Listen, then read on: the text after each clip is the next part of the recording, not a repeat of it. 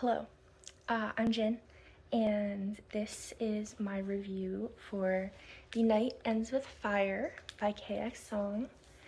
As you can see, this is a library copy because we love to support our local libraries. Yeah. So I'm going to read you the Goodreads summary, and then we can talk some spoilers. Okay, have it up on my computer here. The three kingdoms are at war, but Malin's father refuses to answer the imperial draft. Trapped by his opium addiction, he plans to sell Malin for her dowry. But when Malin discovers that her husband-to-be is another violent, ill-tempered man, she realizes that nothing will change for her unless she takes matters into her own hands. The very next day, she disguises herself as a boy and enlists in her father's place. In the army, Malin's relentless hard work brings her recognition, friendship, and a growing closeness with Sky, a prince turned training partner. But has she simply exchanged one prison for another? As her kingdom barrels toward destruction, Malin begins to have visions of a sea dragon spirit that offers her true power and freedom, but with a deadly price. Blah. With the future of the three kingdoms hanging in the balance, Malin will need to decide whom to trust. Sky, who inspires her loyalty and love, the sea dragon spirit, who has his own murky agenda, or an infuriating enemy prince who makes her question everything she once knew about her kingdom and about her own heart. Yeah. It is a bit of a Mulan retelling, if you didn't pick up on that already. But definitely with a very feminist edge to it, I guess. I rated this 4 stars. How do I say this? I enjoyed it less than I thought I would before I started reading it, but I enjoyed it more than I thought I would when I was a third of the way through. So it was like kind of and then by the end I was pretty with it. Yeah. I don't really know what else to say without going into spoilers. So let's go into spoilers. You can see my tabs, right? There were a couple things, some things I liked, some things I didn't like that I wanted to talk about. And I think I'm going to go through them in the order that they came up in the book. So, very first thing, did I already say spoilers? I did, right? Yeah, okay, so if you haven't read this or plan to read this, be gone. Shoot. Get out of here. Yeah. So I really liked the Shuying and Malin dynamic, her stepmother, and how they were like actually close and friends. I think the evil stepmother trope is definitely overdone a lot. And so I liked that they had a positive relationship here. We run into my first dislike,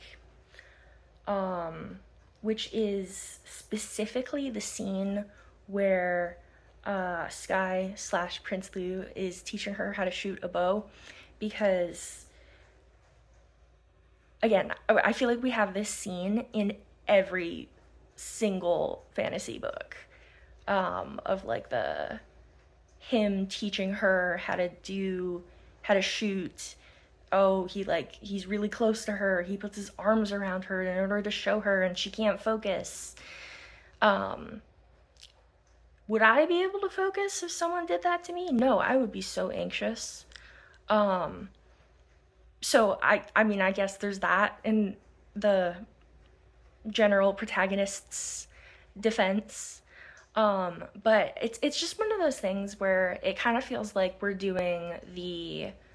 uh, we're just doing a checklist of certain romance tropes.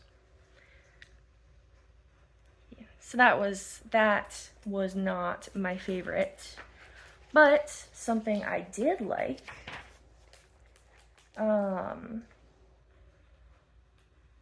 Oh, so it was the little quotes at the top of the chapters. I really liked the one in chapter 22 that says, "Thus the ancient people worshipped the spirit of the Jian River, for there was no other force as beautiful as it was lethal." I thought that was fun. I liked that. I love it when books do the little quotes at the top. Um, I can't remember if Dune does it for all its chapters. But in Dune, I remember I really liked being able to go back and look at the quotes and be like, ah, ha, ha, ha, ha, I see how this connects. Yeah. Okay. Next. Okay. This is half a dislike, half a like. We're on page 207, and Sky is sort of expressing his feelings, kind of, to Malin. So the quote, "Half the time I can't even concentrate. I'm only fighting with half a mind because the other half is looking for you, making sure you're okay, wondering where you are." Which, again, is a bit of a trope. I'm not super mad about it. Anyways, I just thought this was funny because her response is, "That's your problem, not mine." And yeah, that is his problem, not hers. He should focus. So this scene, it's like pages 221. Yeah, 220-ish and a little bit past that, where they're retrieving the jade piece that's on the end of the cliff face. For some reason, that just, like, I could really vividly imagine it, and I really liked that scene. I think, I wish, because knowing that Qinglong is a sea dragon spirit, I wish we had gotten more actual interactions with the sea. And like maybe that's something we're gonna see in the next book. Hopefully, hopefully. But yeah, I thought the scene was well written, nice, a little intense. Yeah. Okay. So, page 262. We're talking with Lei, Ming Lei, and I have thoughts on him. I'll get to that in a second. But I did like that his reasons for what he's doing, talking about how his mother was like brutally killed by the people in power, and how he wants or believes that no one person or few people should have that much power. It's nice. It's a little heavy-handed, I think. That kind of rhetoric of like, where is the power? But I mean, that's kind of the whole theme of the book. So I can't fault the book for that. Overall, Lei, I didn't like him very much. When he first showed up, I thought that he for sure was gay. And there's like an interaction he has with Autumn as well that like I was like, yeah, he's gay. And then he turned out to be the secondary love interest. So potentially bi? Potentially? I don't know. Because Autumn makes a comment about Malin where she's like, oh, maybe he likes you because you make a very pretty boy. Or you are a very pretty boy. And I was like, oh, this man's gay. But then he wasn't. And that's not, of course, that's not a bad thing. And we do get very brief queer rep from Autumn. But I was not, I probably should have seen the romance between Malin and Lay coming. But maybe I'm just stupid because I was like, whoa, wait a minute, why, what? Yeah. I mean, just for me, I'm not a huge romance person. So it was almost like disappointing to be like, oh, that's where we're going with this. And that, like, enemies to lovers to question mark, that dynamic is one that it's not a bad thing. It's just, I've seen it a lot. I did find Sky a very uninteresting love interest, and I think that might have been on purpose so that we get that comparison with Lay. I would not be surprised if in the second book Sky becomes an antagonist, kind of like what happened in ACOTAR and ACOMAF. I would not be surprised if that happened, because there's just the way Lay is positioned as this, like, darker, more morally gray, but, like, accepts her for who she truly is, with certain power, and, like, there's just the dynamic of it makes me a little suspicious. All right.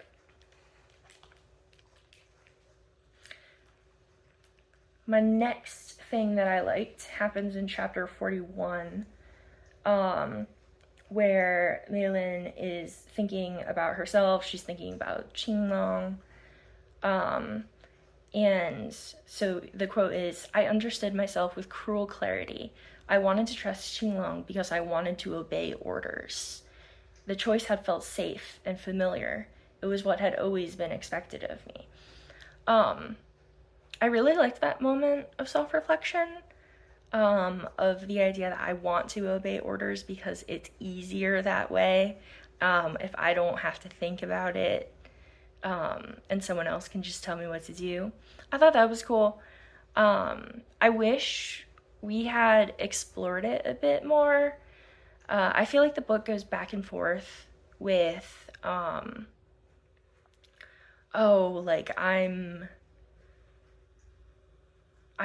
could be more than this. I need to break free of my prison, and I am very comfortable in my prison. And then, like, the next page, something I absolutely hate. Okay, so, trigger warning, there is a attempted assault.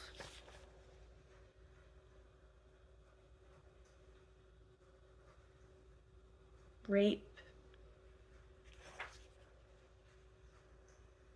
There's an attempted rape in this book. It does not get very far, and it's not super explicit. But I have this issue because I see this a lot in the books I read, where a man tries to force himself on the main character, and it's used as a chance for the male love interest to bust in and save the day. And I think having that sexual assault or attempted rape, I think it's a very cheap way of raising tension in the story, and a very cheap way of furthering the characters' relationships. Like I said, I really do not like this when it happens. I think it is a bad trope. I think in some ways it is a very harmful trope. It's just so pervasive. And sometimes we'll see variations of it too. You'll see like the variation where instead of the man saving her, the woman like shows off her inner strength and like fights off the attackers. That one's not as common. And I'm not as annoyed by that type of this particular trope, because I feel like it's not as, I don't know, it's not as like contrived to push the plot forward as it is when the love interest comes and saves the day. Yeah, I don't like it. I think it's a bad, stupid trope. And I would be happy to never read it again.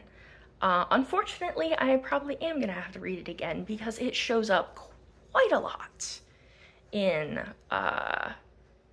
fantasy, female protagonist fantasy. At least the corner of female protagonist fantasy that I have read. Okay.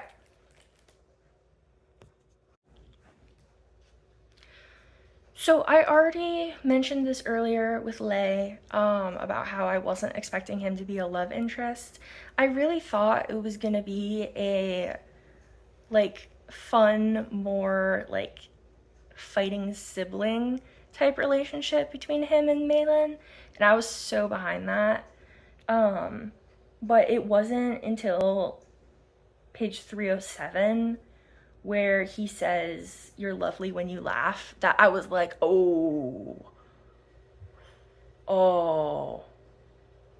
I see what's happening here. Yeah. There's nothing wrong with a character being straight or bi. He could be bi. But it's just, like my eyes see potential representation everywhere. And when that potential representation doesn't play out, it's disappointing. Okay. Oh yeah, and then like just a couple of pages later, we see that Autumn is sapphic. Good for her. She is not really a main character, honestly. Which is okay. That's okay. You don't have to be a main character to be queer. But it was just something that I was like, oh, I like that she's gay. Can I have more? More, please. I would like some more. And I did not get more. All right. Oh, okay. So something this book does a lot is we have the italics flashback to dialogue from a previous section of the book. And that's when it's like just short sentences, like I don't care, that's fine. But we're repeating like just whole paragraphs in the like italics present day flashback. And Why? We already read that. We don't need to read the whole thing again. Like, I remember when you told me last time. So that was a picky thing for me. I felt like it happened a lot in this book. Yeah, and then the ending, I felt like the very end felt kind of rushed, which, well, there was a lot that happened. I mean, I expected the ending, I guess. It didn't like catch me off guard. I did like the very last thing in here. The from the Annals of the Imperial Commander 923, following the end of the Three Kingdoms War, biographies of notable war criminals. And it talks about how Jaime Lin is a horrible person who almost lost them in the war. I liked that because, you know what, that really is what history is like. It vilifies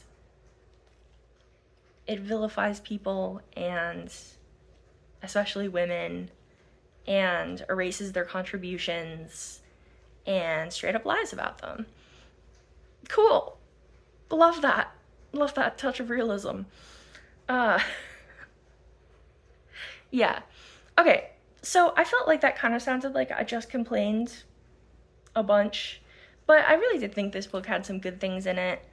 I will be looking forward to the sequel. I don't know when it's coming out, but I do know that the cover looks amazing. The cover on this one is also amazing. It was done by Victo Ngai. I think that's how you pronounce her name. And I love her art so much. I follow her on Instagram and I love her art. And look, it's just so pretty. It's so gorgeous. Yeah. So that is my somewhat scattered review of The Night Ends with Fire. If anyone's here, maybe leave a comment about what you thought of the book. That would be cool. That would be cool if someone did that. Yeah, I want to post videos again. It's notably been quite a long time since I last posted on this channel. So I'm hoping that I can get back into it. I am currently halfway through Wayward. I'll put a picture of that. And I am enjoying it so far. And then I also have, I have a huge TBR, but I have Han Kang's We Do Not Part on my list to read next. So hopefully you will, if you stick around, you will see a video made on either or both of those. Yeah. Thank you for watching. I really appreciate it. And yeah, that's all I have to say. So